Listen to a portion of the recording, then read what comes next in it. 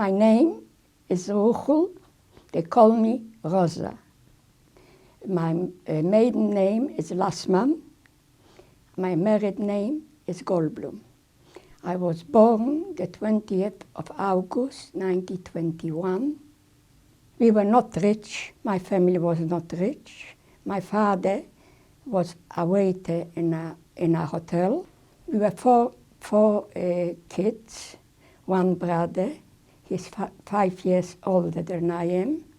I had a sister 3 years older than me, and a sister 3 years younger than me.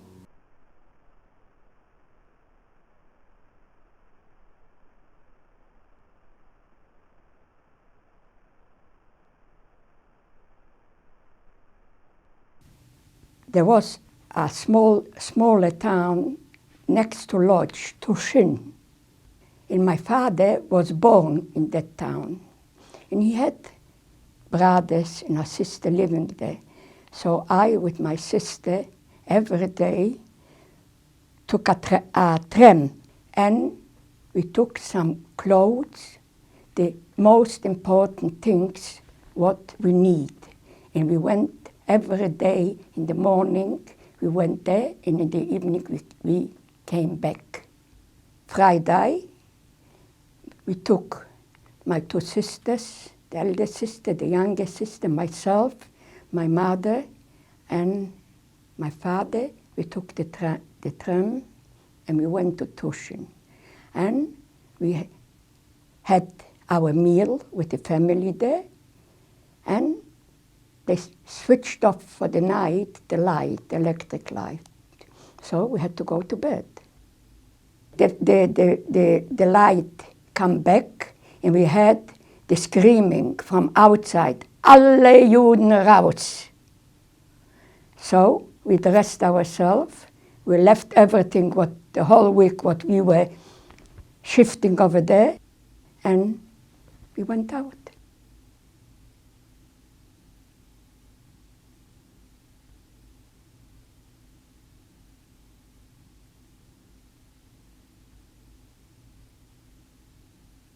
In 1942, in October, the ghetto was surrounded, and it took a week. Every second day we had a selection, and in that week they took out about 28,000 Jewish people from Piotrków and sent them to Treblinka extermination camps. And then I lost my mother, my grandmother, uncles, aunties, cousins, about 60 people. If my brother and my sister, if you call it lucky, we were working, and they needed us. So we were spared for the time being. We were transferred into a smaller ghetto, where we continued our work for another year.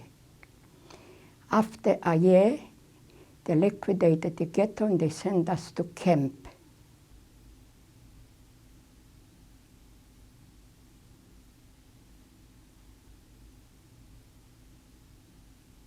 We were 1,000 women in one barrack.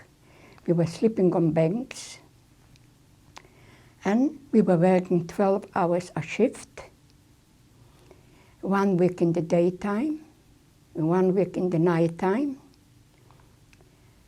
And the conditions were like in a camp. For example, in the morning, we got black, it was supposed to be coffee, black water.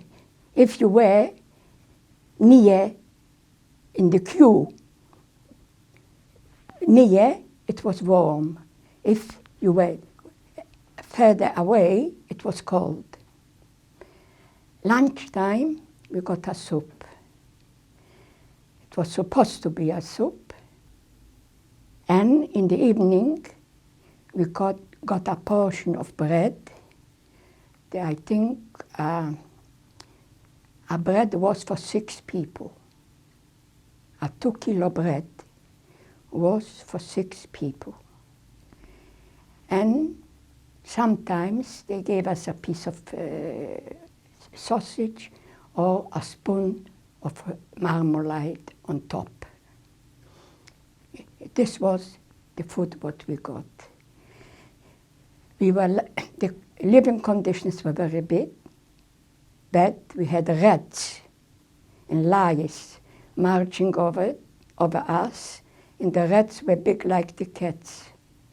In the beginning, we had children in the camp, and during the night we were waking up by the screaming of the children when they were bitten by the rats.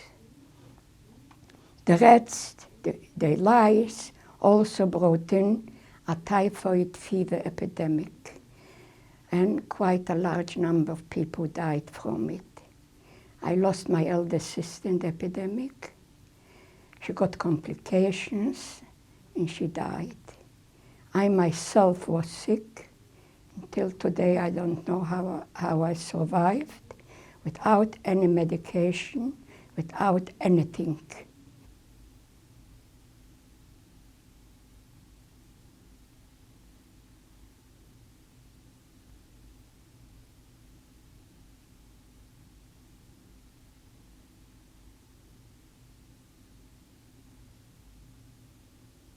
We came in, they shaved our heads.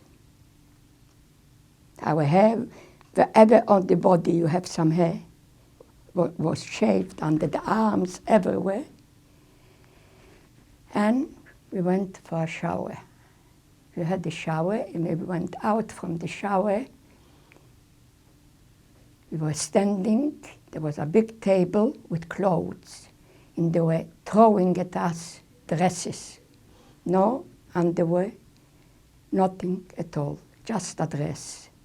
And they were throwing, and whatever you caught, you got. And after being a week in the camp, an SS doctor with nurses came in and asked us to get blood for the German soldiers on the front. They didn't force us. And as they didn't force us, I said, but they gave the people half a loaf of bread, a piece of sausage, and we had a girl with us from Bialystok who went 3 times a week to give half a liter blood because of the bread. And as they didn't force us, I didn't give any blood. I said I'd rather die than give my blood to save some German soldiers. Maybe I was wrong, but that's how I felt.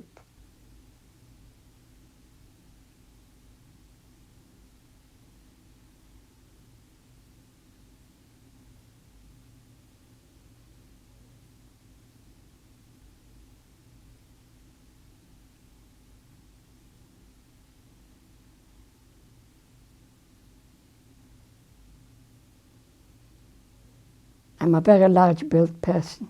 When the war started, my weight was about 65, 67 kilo.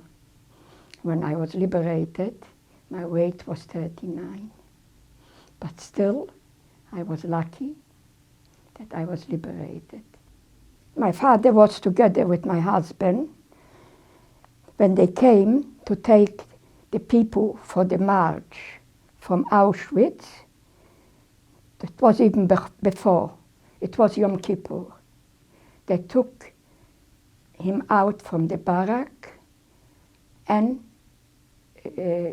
took him to the gas chambers.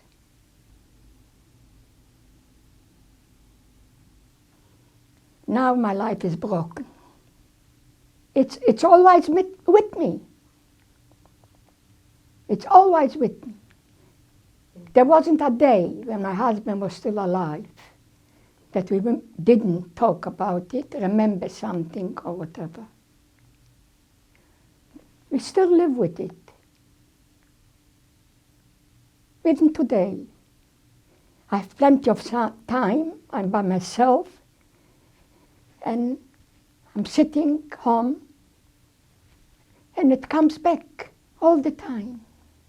The more we talk about it, then easier it becomes. In the peep, for example, my husband never talked about it. But during the night, he had dreams. And I had to wake him up. He was screaming, and I had to wake him up. Wake up, Leo, wake up. You are not in the camp. You are in Australia.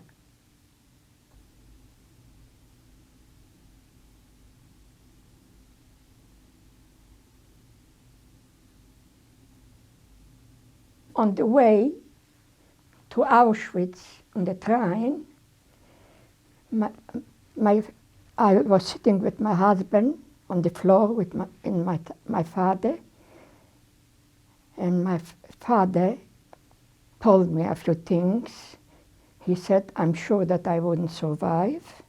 You are young, and you are healthy, and you have a bigger chance to survive the war than I have. If you survive, tell the world what has been done to us. Australia is a country where so many nationalities are living. We don't fight between us. You don't have to love everybody, but we respect everybody.